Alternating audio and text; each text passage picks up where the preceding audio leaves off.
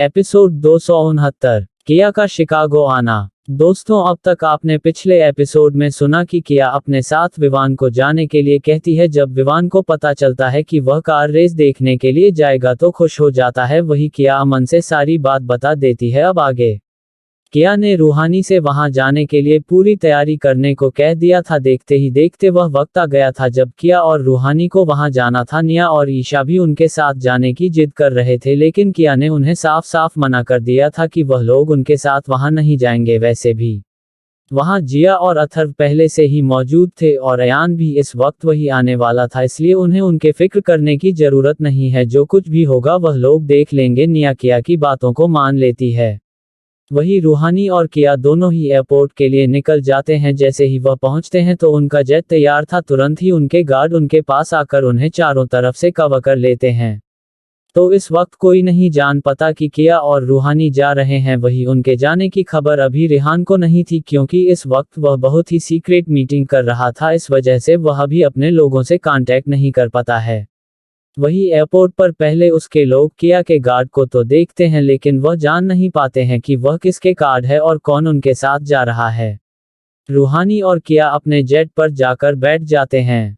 आप उनके एजेंट ने उड़ान भर ली थी। किया को अभी भी बहुत कम था। वही रूहानी भी उसकी हेल्प कर रही थी। किया अपने लैपटॉप पर अपना काम कर रही थी। वही रूहानी भी अपना लैपटॉप खोल उसे पर कुछ डाटा टाइप कर रही थी। धीरे धीरे वक्त बीत रहा था। वहीं दूसरी तरफ जिया और अथर्व को पता चलता है कि किया आ रही है तो उनके खुशी का ठिकाना नहीं था। वह पहले से ही उनके आने की तैयारी करने लगते हैं। वही कोई और शख्स भी था जो कि इस वक्त अपने प्राइवेट जेट में बैठ चुका था और वह शिकागो के लिए उड़ान भर चुका था। यह और कोई नहीं बल्कि लॉस एंजल का खतरनाक माफिया आरआर था। ये बहुत ही ज्यादा खतरनाक था। यह अच्छों के लिए अच्छा था और बुरों के लिए बुरा था। वह इतना ज्यादा खतरनाक था कि उससे पंगा लेने का भी भूल कभी कोई नहीं करता था। पर उसके यह एक्टिविटी दुनिया के सामने नहीं, वह तो दुनिया के लिए एक फेमस सिंगर आरआर था जिसे वहां की पब्लिक बहुत ज्यादा पसंद करती थी। और वहां की ही नहीं बल्कि बहुत से देश में उसके गाने और उसकी आवाज को पसंद किया जाता था। वह देखने में इतना ज्यादा हैंडसम था कि सारी लड़कियां उसकी दीवानी थी। उसका चेहरा बहुत ही ज्यादा सुंदर था। उसकी आंखें हल्की ब्लू थी। हैंडसम था। एक बार कोई देख ले तो उसे पर से अपनी नजरें हटाना मुश्किल हो जाता था। वह बिल्कुल गॉड ग्रीक की तरह था। ऐसा लगता था कि भगवान ने उसे बहुत ही फुर्सत में बनाया था। उसके चेहरे और उसकी पर्सनैलिटी में कोई एक कमी नहीं निकल सकता था। जैसा कि वह एक सेलिब्रिटी था तो उसके करोड़ों दीवाने थे। लड़कियां तो उसे एक बार देखने के लिए मर मिटती थी। पर आज वह किसी कारणवश शिकागो जा रहा था। अब वह क्यों जा रहा है ये तो हमें आगे पता चलेगा। फिलहाल इस वक्त वह अपनी टीम के साथ वहां के लिए निकल गया था। वही एक लंबी जर्नी के बाद किया का जेट शिकागो में लैंड करता है। किया और रूहानी दोनों एक साथ बाहर आते हैं। जैसे ही वह बाहर आते हैं तो उन्हें अपनी 4 साल पहले की जिंदगी की याद आती है। कैसे वह लोग अपनी ट्रेनिंग के वक्त में यहाँ पर ट्रेनिंग कर रहे थे। जी हाँ, किया ने अमेरिका में एक लंबा वक्त बिताया था और वह लोग ट्रेनिंग के दौरान बहुत सी जगह पर जाया भी करते थे। जैसे कि यहाँ उनकी आइडेंटिटी सीक्रेट एजेंट की थी। इस वजह से आए दिन उन्हें नई नई जगह पर जाना पड़ता था और नए नए टास्क को पूरा करना पड़ता था। उन लोगों ने बहुत से लोगों की जान बचाई थी, जिस वजह से वहाँ के लोग किया की बहुत ज्यादा रिस्पेक्ट करते थे। आज शिकागो में आते ही उसे अपने पुराने दिनों की याद आ गई। किया मुस्कुराकर रूहानी की ओर देखती है और कहती है कि यहाँ आकर तुम्हें कुछ याद आया। रूहानी भी मुस्कुराते हुए कहती है कि हाँ, क्यों नहीं, कुछ क्या, बहुत कुछ याद आ गया। इतना कहकर वो दोनों हंसते हुए आगे बढ़ जाती है।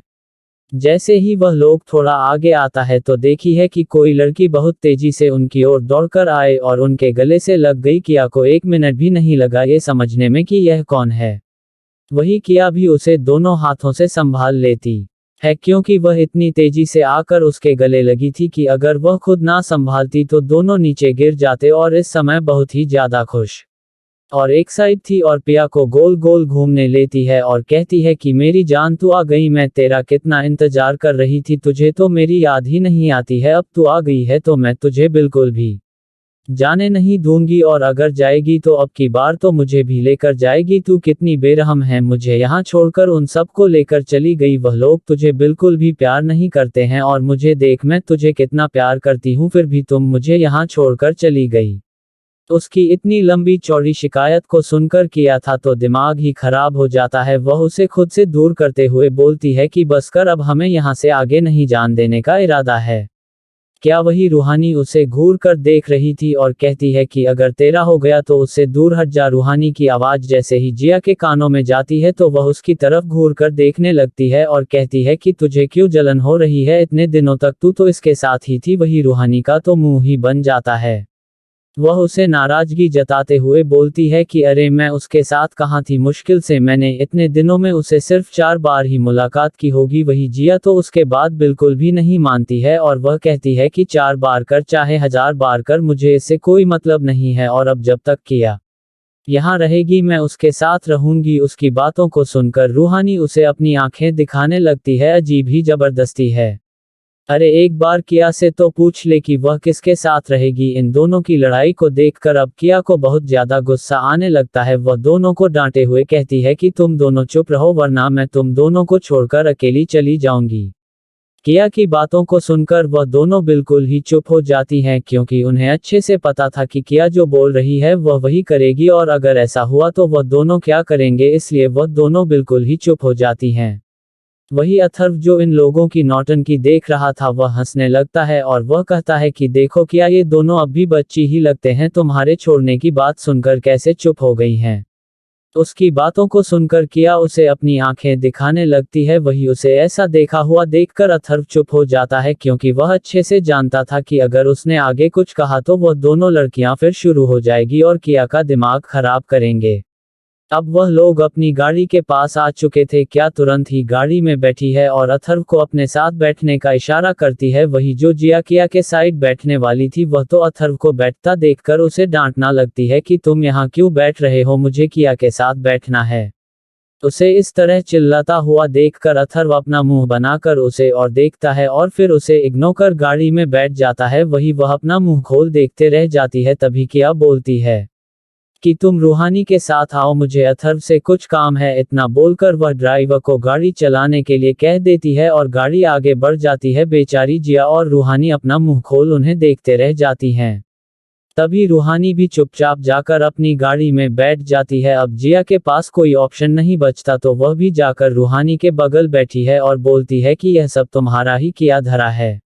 बेचारी रूहानी उसे अपना मुंह खोल देखने लगती है और कहती है कि इसमें मेरा क्या किया धरा है, क्या मैंने किया को अथर्व के साथ जाने को कहा था। अरे मैं तो खुद उसके साथ जाने वाली थी, पर देखो मेरी बदनसीबी, मैं कहाँ हूँ, इस बेवकूफ के साथ जा रही हूँ।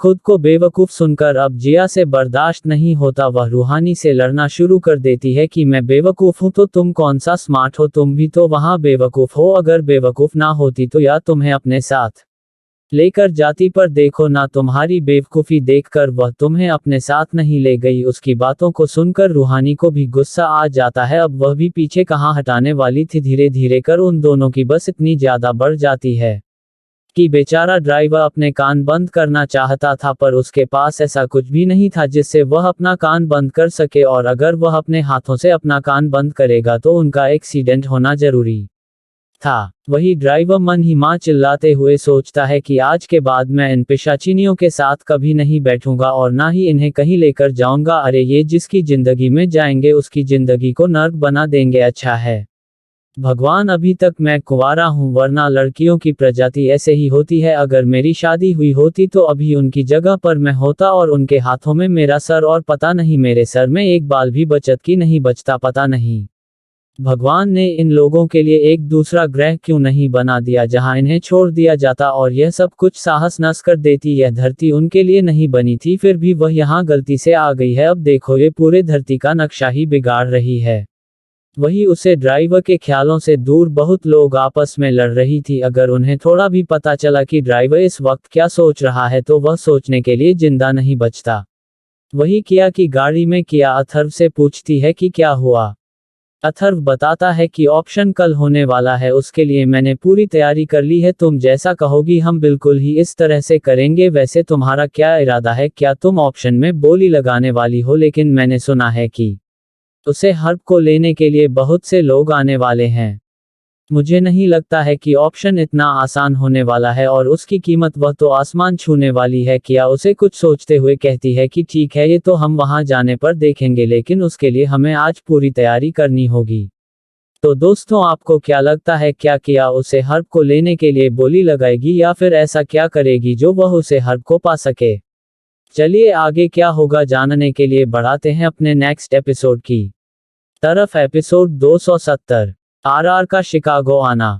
दोस्तों, अब तक आपने सुना कि किया शिकागो पहुंच चुकी है और अब वह कल के होने वाले ऑप्शन की तैयारी करने जा रही है। अब आगे कुछ ही देर में वह लोग अपने बिला पहुंच जाते हैं। जैसे ही किया वहां पहुंचती है तो वह देखती है कि यान उसी की ओर आ रहा है। यान जल्दी से उसके पास आकर उसके गले से लग जाता है और बोलता है कि किया, तुम कैसी हो, कितने दिन हो गए तुमसे मिले हुए। कि अभी प्यार से पूछता है कि तुम कैसे हो और तुम कब आए। अयान बोलता है कि बस मैं अभी अभी आ रहा हूं और मैं बिल्कुल ही ठीक हूं। उसकी बातों को सुनकर किया मुस्कुरा देती है। अयान उसे कंधे से पकड़कर अपने साथ अंदर की ओर बढ़ने लगता है। तभी अचानक से उन्हें पीछे से रूहानी की आवाज सुनाई पड़ती है। ओए कमबख्त, क्या तू हमें भूल गया? उसकी आवाज को सुनकर अयान अपनी आंखें बंद कर लेता है। अब उसे पता था कि आगे क्या होने वाला है। तभी अयान को पूछना बोलना देख रूहानी उसके पास पहुंचती है और फिर क्या था, जिया और रूहानी मिलकर उसे पीटने लगती है। वहीं बेचारा अयान अपनी जान बचाकर भागने लगता है। आगे आगे वह भाग रहा था और जिया और रूहानी उसके पीछे पीछे भाग रही थी। अभी तक वह दोनों आपस में लड़कर थकी नहीं थी। अब वह आया से भी लड़ने के लिए तैयार हो गई थी। वहीं उनका सामान लेकर अंदर आता हुआ ड्राइवर ये देखकर बिल्कुल आश्चर्य में पड़ जाता है और अचानक से उसके मुंह से निकलता है कि बाप रे, ये लड़कियां हैं कि बारूद जहां भी देखो वहां फट जाती हैं। उसकी बातों को सुनकर अब सब लोग उसकी ओर देखने लगते हैं। ये ड्राइवर कोई आम ड्राइवर नहीं था, यह उनके ही टीम का मेंबर था। ये रहता तो ड्राइवर की तरह था, सीक्रेट बॉडीगार्ड था और यह हमेशा लड़कियों से डरता था क्योंकि एक बार एक लड़की ने इसकी जमकर पिटाई की थी, वह भी किसी मिस्टेक के चलते। तब से ये लड़कियों से दूर ही रहता है। इसे लगता है कि पता नहीं कब लड़कियों का दिमाग घूम जाए और कब उसे करने लगे। अब जब वह देखता है कि सब उसे किस तरह से देख रहे थे तो एक पल के लिए उसका दिल धक से रह जाता है। अब वह एक सेकंड के लिए भी वहां नहीं रुकना चाहता। वह बिना किसी की ओर देखे वहां से इतनी जोर से भागता है जैसे कोई भूत देख लिया हो, क्योंकि उसे अच्छे से पता था कि यह लोग उसे किस मंसूबे से देख रही थी।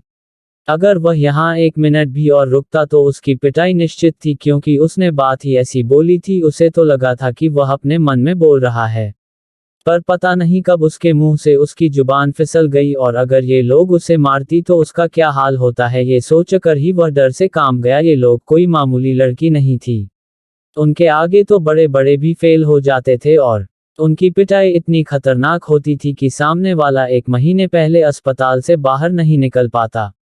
वही उसे इस तरह भागता हुआ देखकर रूहानी और जिया जोर जोर से हंसने लगते हैं। उन्हें अब तक अंदाजा लग गया था कि वह उनके लड़ने से परेशान हो चुका था। वही किया अब उन लोगों को डांटती है और कहती है कि अब तुम सब सीरियस हो जाओ, क्योंकि हमारे पास टाइम बहुत कम है, इसलिए अपने अपने काम में लग जाओ। इतना आकर वह चुपचाप अपने रूम की ओर बढ़ जाती है, क्योंकि वह अब काफी थक चुकी थी और थोड़ी देर रिलैक्स करना चाहती थी। वह रूम में जाकर फ्रेश होती है और बेड पर थोड़ी देर के लिए लेट जाती है। पर इस वक्त उसके दिमाग में कुछ चल रहा था। वह आगे का प्लान बना रही थी, उसे कल क्या करना है, क्योंकि उसे अंदाजा नहीं था कल क्या होने वाला है। इसलिए वह 1-2 बैकअप प्लान तो तैयार रखेगी, जिस वक्त पड़ने पर वह उसे कर यूज सके। वही आप शिकागो की धरती पर आरआर का जेट भी लैंड हो चुका था। जैसे ही वह अपने जेट से बाहर निकलता है तो वह बिल्कुल ही दूसरा व्यक्ति लग रहा था। उसे देखकर कोई नहीं पहचान सकता था कि यह फेमस सिंगर आरआर है, क्योंकि इस समय उसने अपना पूरा गेटअप चेंज कर रखा था। उसने अपने चेहरे पर दाढ़ी मूंछ लगा रखी थी और देखने में बिल्कुल भी पहचान नहीं आ रहा था। अगर वह ऐसा ना करता तो यहाँ पर अफरा तफरी मच जाती और वह जिस काम के लिए आया था वह काम ही ना कर पाता। इसलिए वह इतना चुप कर आया था। उसका ये चेहरा उसकी पहचान थी, लेकिन जब वह माफिया का काम करता है तब वह पूरी तरह से अपने आप को मास्क में ढक लेता है, जिसे उसका ये चेहरा सामने नहीं होता। इस वजह से उसे कोई भी पहचान नहीं सकता था। वही वह एयरपोर्ट से निकलकर सीधा बाहर आता है। इस समय उसके साथ ज्यादा लोग नहीं थे, बस उसके 4 से 5 बॉडीगार्ड उसके साथ चल रहे थे, जिस वजह से किसी का ध्यान उन पर नहीं जाता है। वह आराम से जाकर सामने खड़ी गाड़ी में बैठ जाता है। वही जैसे ही वह गाड़ी में बैठा है तो वह अपने बगल देखा है, उसके साइड में उसी के समान एज का एक लड़का बैठा हुआ था। ये और कोई नहीं बल्कि शिकागो का प्रिंस लुकास था।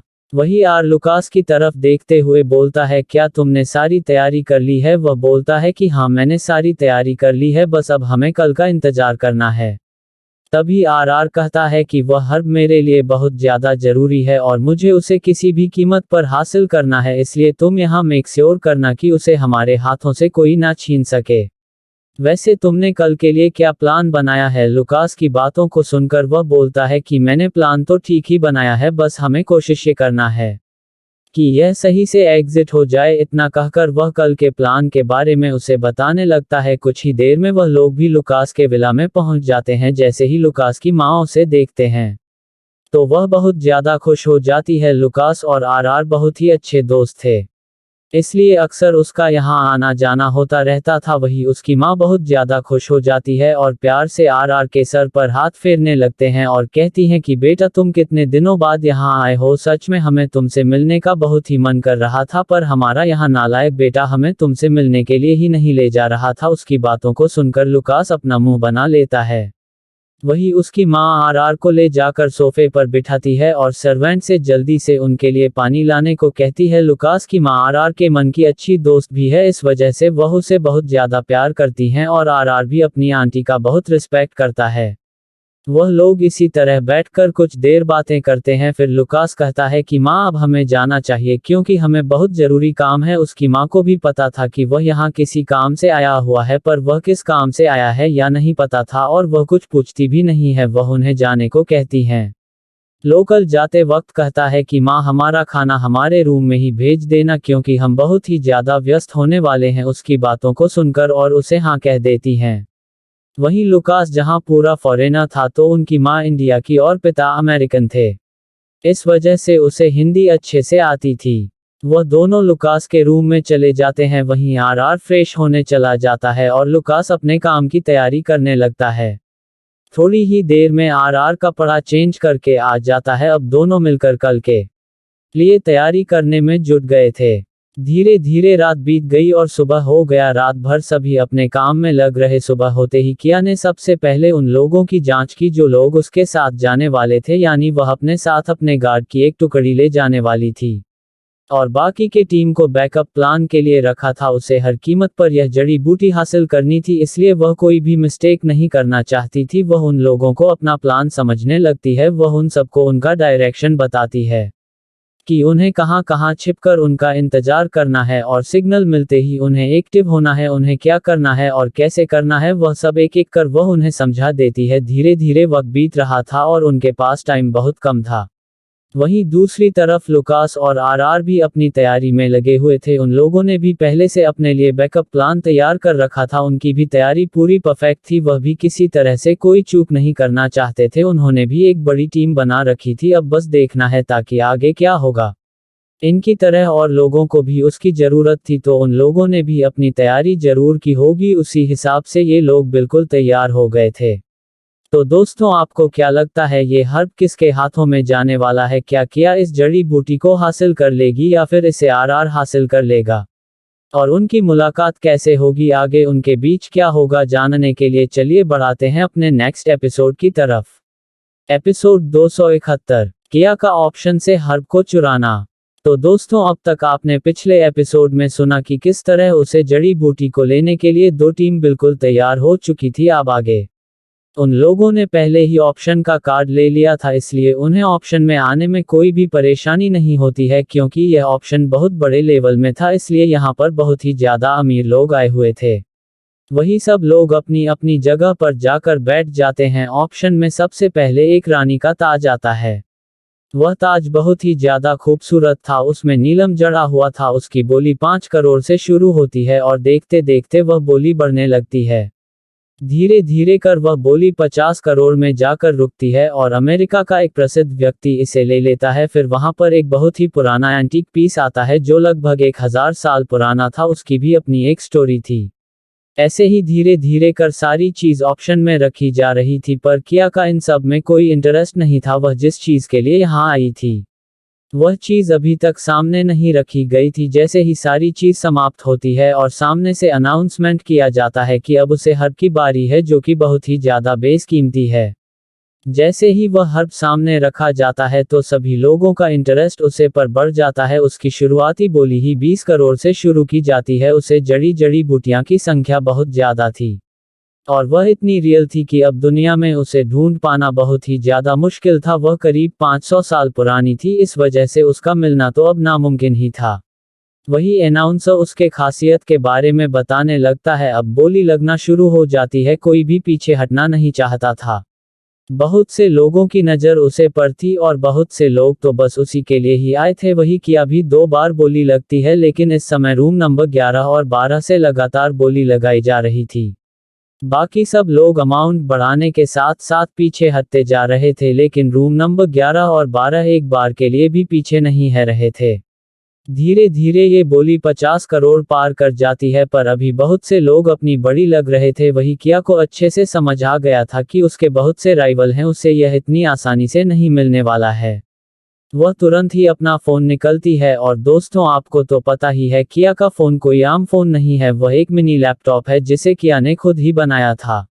वह अपने फोन के पार्ट को खोलना शुरू करती है। अब उसे फोन में कीपैड बन जाता है और वह बहुत तेजी से उसे पर टाइप करना शुरू कर देती है। थोड़ी ही देर में वहां का सबब वह हैक कर लेती है और वह अब अपने लोगों को मैसेज करती है, क्योंकि अब उसे प्लान भी एक्टिव करना था। उसे पता था कि यह चीज वह बोली लगाने से कभी भी नहीं जीत पाएगी, क्योंकि उसके अगेन बहुत ही बड़े बड़े लोग यहाँ बैठे हैं उसे हासिल करने के लिए। इसलिए अब तुरंत ही प्लान भी एक्टिव करती है और अपने फोन में कुछ सेट करती है। लास्ट में उसमें सिर्फ 1 मिनट का टाइम शो कर रहा था। फिर वह अपनी जगह से उठकर आयान को इशारा करती है, जो कि उसके साथ ही आया था। जैसे ही वह लोग बाहर निकलते हैं तो वह पीछे के रास्ते से उसे जगह पर पहुंचते हैं जहां पर यह ऑप्शन हो रहा था, और जैसे ही किया वहां पहुंचती है तो वह काउंटिंग शुरू करती है। 3, 2, 1 और फिर तुरंत ही वहां की लाइट चली जाती है। चारों ओर अंधेरा ही अंधेरा हो जाता है और वहां शोरगुल और अफरा तफरी का माहौल बन जाता है।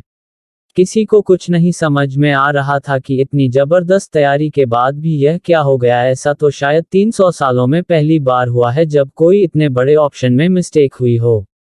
तभी 30 सेकंड बाद लाइट आ जाती है और चारों तरफ रोशनी फैल जाती है, लेकिन उसी के साथ एक जोरदार चीख सबकी कानों में सुनाई देता है। वहां खड़ी लड़की जो उसे जड़ी बूटी को लेकर आई थी, वहां उसे हर को वहां न देखकर जोर से चिल्लाती है, ये जड़ी बूटी कहाँ गायब हो गई? अभी तो यही थी। जैसे ही सबकी नजर उसे पर जाती है तो वह देखकर आश्चर्य में पड़ जाते हैं। उन्हें समझ नहीं आता कि महज 30 सेकंड में कौन वहां तक पहुंचा और उसे गायब कर दिया। वही आर और लुकास जब ये देखते हैं तो उन्हें समझने में देर नहीं लगती कि वह हर्ब गायब हो चुका है। गुस्से से उनकी मुठ्ठियां बंध जाती हैं। इस समय उन्हें उसे व्यक्ति पर बहुत ज्यादा गुस्सा आ रहा था। वह लोग कीमत तो दे रहे थे, वह चाहते तो वह लोग भी यह कर सकते थे। उनके पास उनका अपना प्लान था, लेकिन वह लोग अभी कीमत देकर खरीदना चाहते थे जब तक कि बाजी उनके हाथ में थी। लेकिन यह नया कौन पैदा हो गया जो उनके हाथों से जीती हुई बाजी छीन ले गया।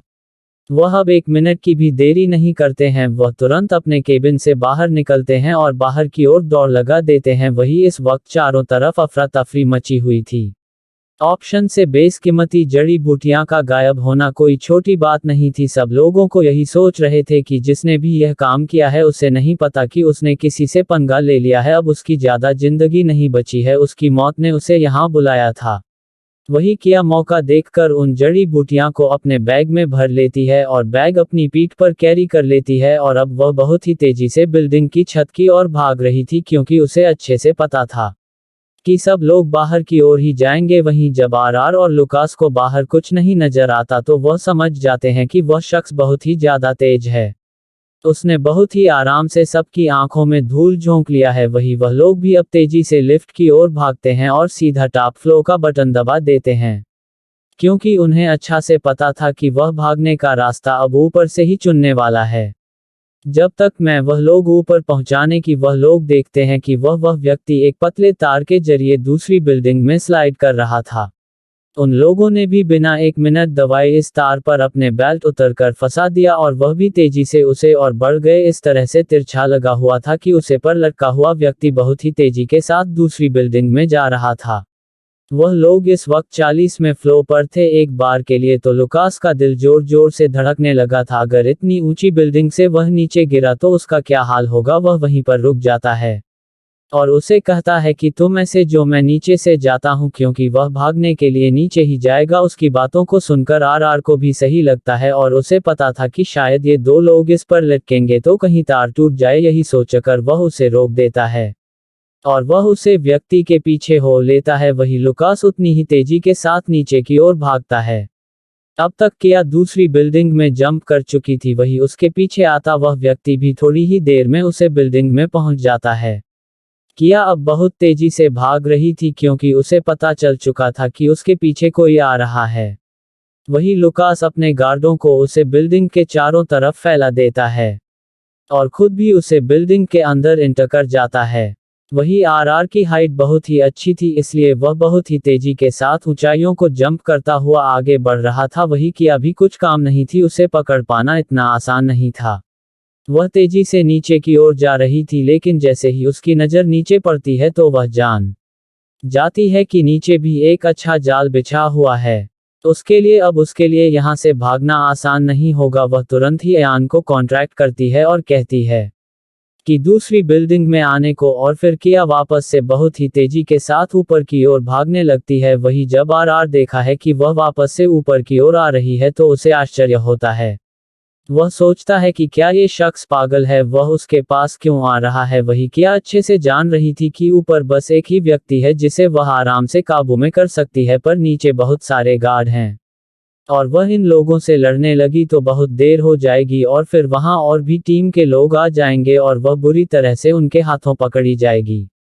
वही उसे ये भी अच्छे से पता था कि ऊपर खड़ा वह सबसे कोई आम शख्स तो नहीं है, क्योंकि जिस तरह से वह उसके पीछे बिना डरे इतनी ऊंचाई से आ गया था, तो इतना तो जाहिर है कि वह बहुत ही अच्छे से ट्रेन है और उससे लड़ना भी आसान नहीं होगा। पर किया भी कोई कमजोर लड़की नहीं थी जिसे इतनी आसानी से हराया जा सकता था। वह खुद पर बहुत ज्यादा विश्वास करती थी, इसी विश्वास से आज वह इस मकाम तक पहुंची थी। आज तक उसने दूसरों के लिए बहुत कुछ किया था, पर आज बात उसके भाई के जिंदगी की थी। वह उसके लिए कुछ भी करेगी। वह बहुत ही तेजी के साथ ऊपर आ रही थी, वही आर भी उतनी ही तेजी के साथ उसकी ओर बढ़ रहा था। तो दोस्तों, आगे क्या होगा? क्या किया उसे व्यक्ति के हाथों पकड़ी जाएगी या फिर वह उसे मारकर वहां से आराम से निकल जाएगी? पर यह इतना आसान होने वाला नहीं था। तो चलिए जानने के लिए अपने नेक्स्ट एपिसोड की तरफ बढ़ते हैं। और दोस्तों, मुझे यकीन है कि आप लोगों को मेरी नई स्टोरी रिवर्स एंड रिवेंज जरूर पसंद आई होगी, और जिन लोगों ने अभी तक इस स्टोरी को नहीं सुना है वह उसे जरूर सुने। और अगर स्टोरी आपको पसंद आए तो लाइक और सब्सक्राइब जरूर कर लें, जिससे उसका नेक्स्ट एपिसोड में जल्दी ही ला सकूं। चलिए बढ़ते हैं अपने नेक्स्ट एपिसोड की तरफ। एपिसोड 272, किया का घातक वार और किया का जख्मी होना।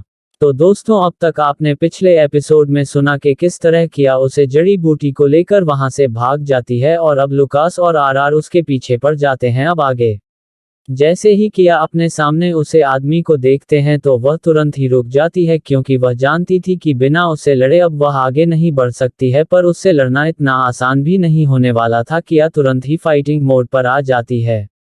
सामने से वह व्यक्ति बहुत ही ज्यादा गुस्से में था। वह किया पर जोरदार वार करता है, लेकिन किया तुरंत ही उसके वार को टॉस कर देती है, जिसे देखकर उसे बहुत ही ज्यादा आश्चर्य होता है। उसने अपनी पूरी ताकत लगाकर किया पर वार किया था, लेकिन किया उसे बस एक सेकंड में ही रोक लेती है। ऐसा लग रहा था कि उसने अपनी ताकत ही ना लगे हो, और तुरंत ही समझ जाता है कि सामने वाला इंसान बहुत ही ज्यादा ताकतवर है। इस वक्त किया सर से पांव तक ढकी हुई थी, इसलिए वह नहीं समझ सक रहा था कि यह कोई लड़की है। उसे तो लग रहा था ये कोई लड़का है और बहुत ही कम उम्र का है, इसलिए इतना छोटा है, क्योंकि किया की हाइट उससे छोटी थी।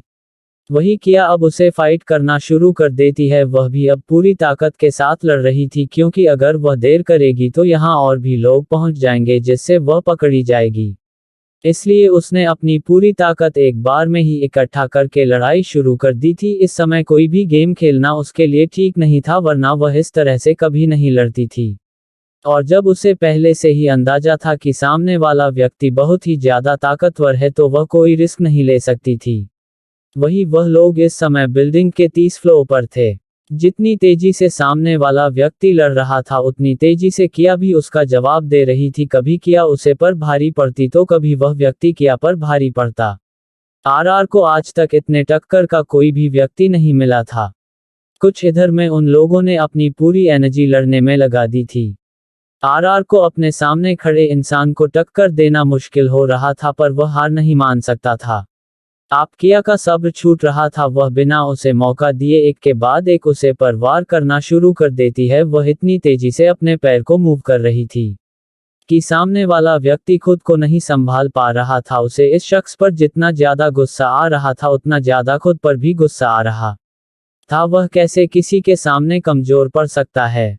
वह इतना ज्यादा ताकतवर है। आज तक उसे यही लग रहा था पर आज वह उसके सामने कमजोर पड़ रहा है। अब आरआर के दिल में सामने वाले व्यक्ति का चेहरा देखने का मन करने लगा। आखिर में वह देखना चाहता था कि यह कौन है। वैसे उसकी इस लड़ने का कोई इरादा नहीं है। अगर वह इसके साथ डील कर ले तो वह दोनों फायदे में रहेंगे। उसे इस पूरी जड़ी बूटी का कोई जरूरत नहीं है। उसे तो बस इसमें से कुछ जड़ी बूटियां ही चाहिए। उसके बदले में वह इसे एक मोटी रकम भी दे सकता है। यही सोचकर आरआर उससे बोलता है, देखो मुझसे लड़ने की तुम्हें कोई जरूरत नहीं है। अगर तुम ये पूरी जड़ी बूटी ले जाना चाहते हो तो ले जा सकते हो। बस मुझे इसमें से कुछ जड़ी बूटियां की जरूरत है। वह तुम मुझे दे दो और अगर तुम ऐसा नहीं करोगे तो मैं तुम्हें जान से मार डालूंगा। किया ने जब पहली बात उसकी सुनी तो वह इस लड़ाई को रोकना चाहती थी लेकिन जैसे ही वह जान से मारने की बात सुनती है तो उसे गुस्सा आ जाता है। वह तुरंत ही उसे पर तेजी से वार करती है। यह बाहर इतना ज्यादा खतरनाक था कि एक पल को लगा कि इसका कंधा टूटकर अलग हो जाएगा क्योंकि किया ने बहुत ही ज्यादा फोर्स लगाकर उसके कंधे पर वार किया था। पर किया इतने पर भी नहीं रुकती है। वह बार बार उसे पर वार किया जा रही थी। वह उसे संभलने का बिल्कुल भी मौका नहीं दे रही थी। वही वह खुद को बचाने के लिए पास में पड़े एक कांच के टुकड़े को उठा लेता है और तेजी से उसे पर वार कर देता है। ये करना उसे गलत लग रहा था पर वह अपनी जान बचाने के लिए इसे इस्तेमाल करना गलत नहीं समझता। उसने इतनी तेजी के साथ किया पर वार किया कि किया उसके इस धोखे को नहीं समझ पाए और वह कहां जाकर सीधा किया के बाजू को चीरते हुए निकल जाता है जिससे खून की एक धार बह जाती है। किया को सामने वाले शख्स पर बहुत ज्यादा गुस्सा आता है। अगर वह ईमानदार होता तो इस तरह से उसके साथ धोखा नहीं करता, वरना किया के पास भी इस वक्त गन थी। वह एक ही पल में उसे शूट कर देती। पर किया उसे व्यक्ति के साथ कोई भी धोखेबाजी नहीं करना चाहती थी क्योंकि उसकी उससे कोई पर्सनल दुश्मनी नहीं थी, वरना वह अपने दुश्मनों का वह हल करती है जो वह सपने में भी नहीं सोच सकते हैं। लेकिन अब किया का दिमाग बहुत ज्यादा खराब हो चुका था। उसके हाथ से खून की धार बह रही थी इसलिए अब उसके हाथ में बहुत ज्यादा दर्द भी हो रहा था लेकिन वह बिल्कुल भी नहीं रुकती है क्योंकि यह सब तो उसके लिए कोई खास बड़ी बात नहीं थी। वह अब लगातार उसके ऊपर अटैक करने लगती है। वही आरआर जब देखा है कि उसे इतनी ज्यादा चोट लगी है फिर भी वह नहीं रख रहा है तो वह भी उसे पर अटैक करना शुरू कर देता है। पहले तो उसने सोचा था कि शायद वह रुक जाएगा लेकिन वह देखता है कि उसे हराना इतना आसान नहीं है। वही बाजू में कट लगने की वजह से अब उसकी जैकेट से उसकी चमड़ी खींच रही थी जिससे उसे बार बार दर्द हो रहा था। वह मौका देखकर तुरंत ही अपनी जैकेट उतार दूर फेंकती है। जैसे ही उसकी जैकेट उसके शरीर से अलग होती है तो उसका दूध सा गोरा बदन अब आरआर के आंखों के सामने होता है।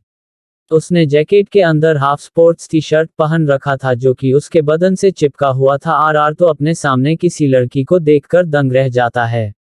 उसे समझ नहीं आ रहा था कि उसके सामने एक लड़की है। अब उसे उसका चेहरा देखना था। अब किया फुल एक्शन मोड पर आ चुकी थी। वह उसे अपने हाथों और पैरों से हिट करना शुरू कर देती है। वही और सामने वाला व्यक्ति अपने कमर के पीछे से गन निकाल किया के सामने तान देता है और बहुत तेजी के साथ उसके हाथों को पकड़ लेता है। इस वक्त उसे व्यक्ति ने किया के इस हाथ को पकड़ा था जिस हाथ में चोट लगी थी। उसके हाथों से अब भी खून बह रहा था।